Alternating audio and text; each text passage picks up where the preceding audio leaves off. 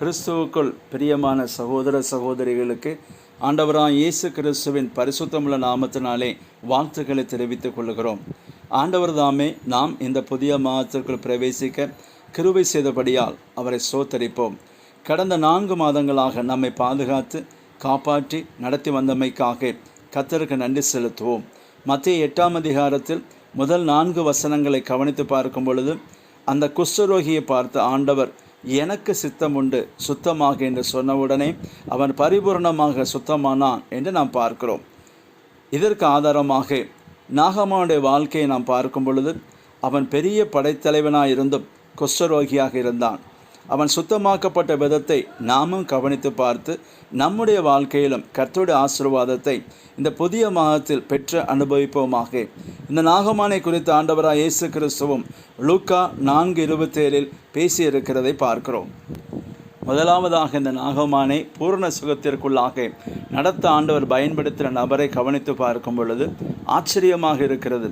சிறைப்பிடித்து கொண்டு வரப்பட்ட ஒரு சிறிய பெண் என்பது குறிப்பிடத்தக்கது. இவள் விசுவாசத்தோடும் தைரியத்தோடும் இஸ்ரவேல் தேசத்தில் உள்ள தீர்க்கதரிசி இவள் குஷ்டரோகத்தை நீக்கிவிடுவார் என்று சொல்லுகிறதை பார்க்க முடியும். இவள் தேவன் பேரில் வைத்திருந்த விசுவாசத்தையும் தீர்க்கதரிசி மேல் வைத்திருந்த நம்பிக்கையும் பார்த்தால் நம்மில் உள்ள விசுவாசம் பலப்படுகிறது.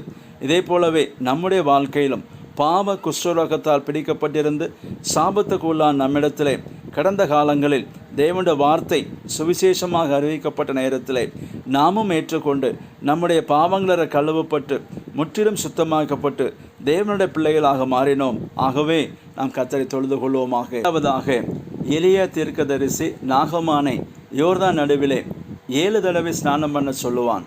அது அவனுக்கு மிக விசனமாக இருந்தாலும் அவனுடைய ஊழியர்கள் அவனை நோக்கி, தகப்பனே, தீர்க்கதரிசி ஒரு பெரிய காரியத்தை செய்ய சொல்லியிருந்தார், நீ செய்வீரல்லவா, ஸ்நானம் பண்ணும், அப்படி சுத்தமாவீர் என்று சொன்ன வார்த்தையின்படியே இறங்கி ஸ்நானம் பண்ணுவீராக என்று கேட்டுக்கொண்டார்கள்.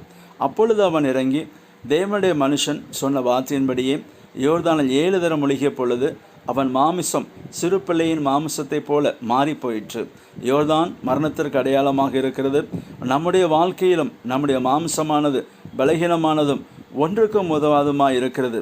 நாமும் கூட நாகமானைப் போல கிறிஸ்துவின் மரணத்தில் முழுமையாக ஐக்கியப்படும் பொழுது நம்முடைய மாம்சமும் மாறி சுத்தமாகி ஆவிக்குரிய புது பலத்தை பெற்றுக்கொள்கிறோம். இந்த புதிய மாதத்திலும் மாம்ச பலகீனத்தின் விடுதலையாகி புதிய ஆவிக்குரிய பலத்தை பெற்று முன்னேறுவோமாக. மூன்றாவதாக முற்றிலும் சுத்தமாகி விடுதலையை பெற்றுக்கொண்ட நாகமானின் அறிக்கையை கவனிப்போமாக.